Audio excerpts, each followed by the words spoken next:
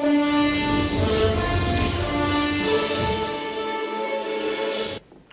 you so much for staying with us, everyone, and welcome back to the program. Southern leaders at their meeting in Lagos last Sunday condemned the divisive tendencies and given the federal government an ultimatum to consider the report of the 2014 conference by the 1st of October 2017. Take a listen to their stance. It's the strongest stance, the activities of Fulani herdsmen who have taken over the entire southern Nigeria and middle belt of Nigeria, including invading state assemblies not to make laws, cows going to classrooms to force our pupils out of school, killing our farmers on their farms and raping their wives. Only a few days ago, the governor of Delta State said that farmers are not being escorted to their farms by policemen. That's not happening in our country. And yet, we have law and order looking away, the way they are looking away against the Arewa youths who have given a notice that can destroy the unity of Nigeria. Yes, the spokesperson of the Afenifere group, the man who spoke on behalf of the southern leaders on Sunday, Yinka Odumaki. Let's get Dr. Reuben Abati's views.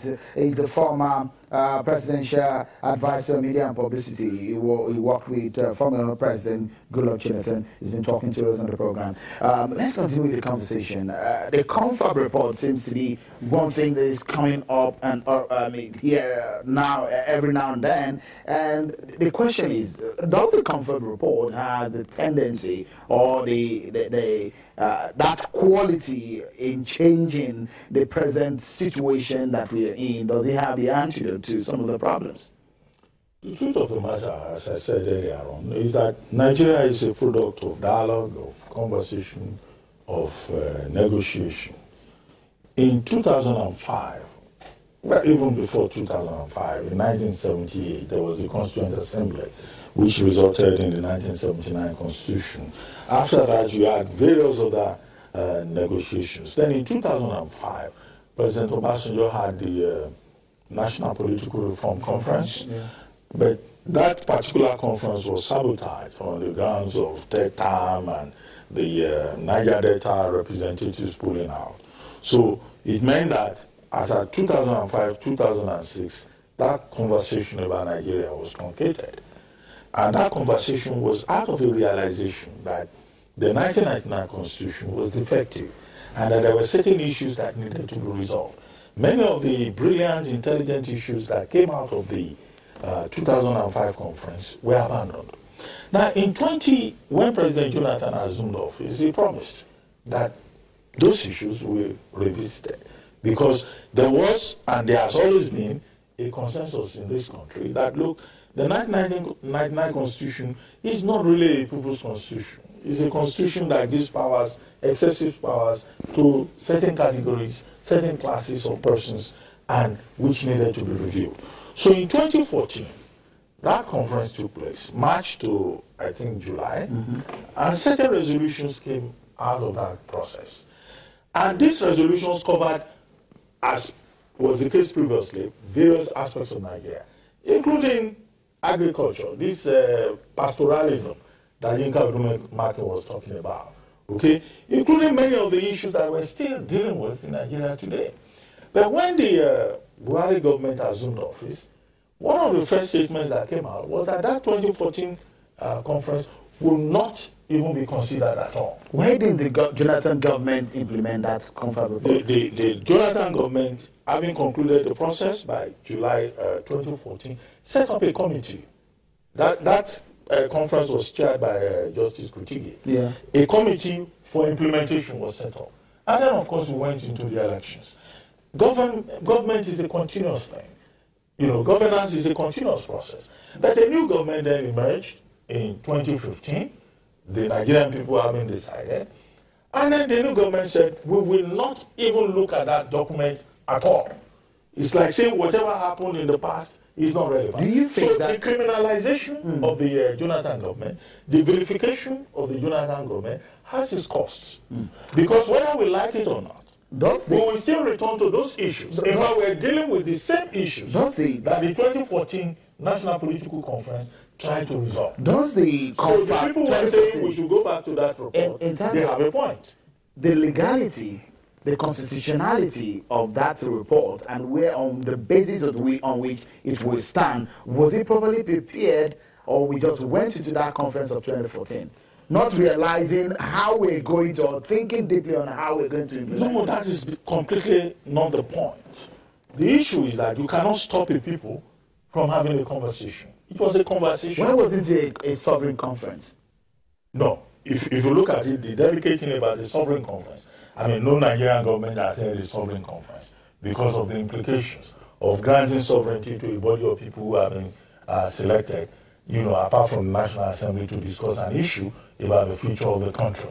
Okay? And you will recall that in 2005, the Obasanjo government said, look, we want this conversation, we want issues to be addressed, but the sovereignty of Nigeria will not be discussed. Let me show because you cannot dissolve Nigeria. When the Jonathan government also introduced, set up the conference in 2014, you did say the same thing. The Jonathan government also said Nigeria is indissoluble. Okay. Given our peculiar situation, you know, government cannot cede sovereignty.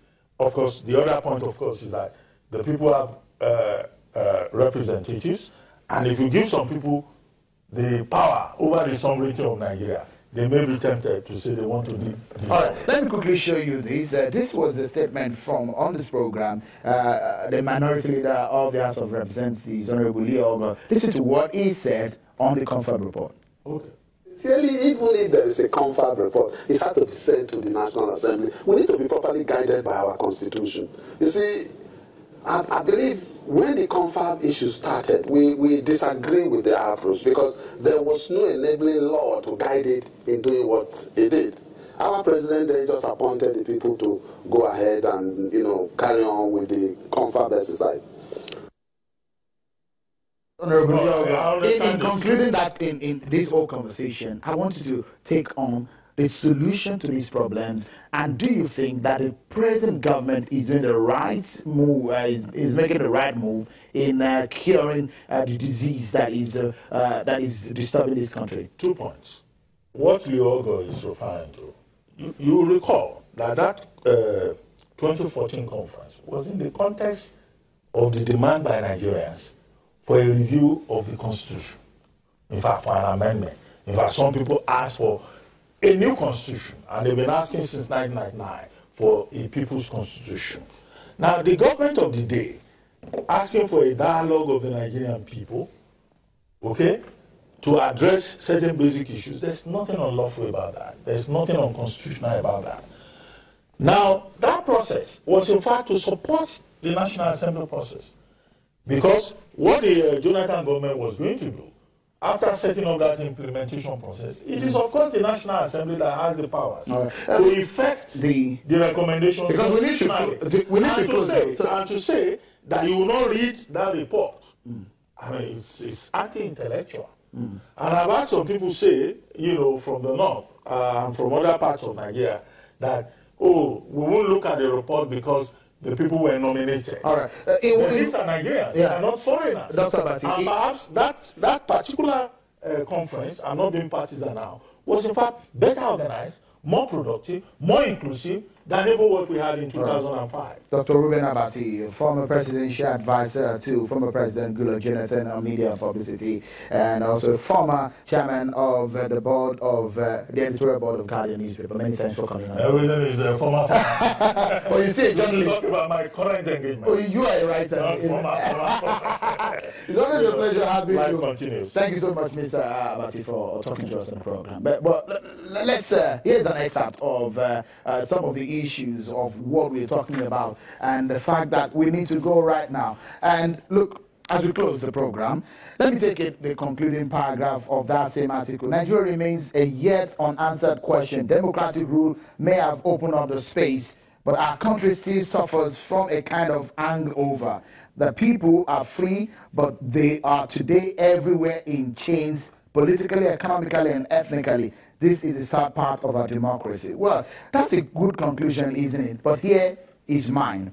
Our choices are obviously our rights, so we own them and must use them responsibly, because The consequences may have more far-reaching effect than we imagine, and that too we must take responsibility of. And that's our show for tonight. Many thanks for being part of it. I'm Sean Kimale. Bye for now.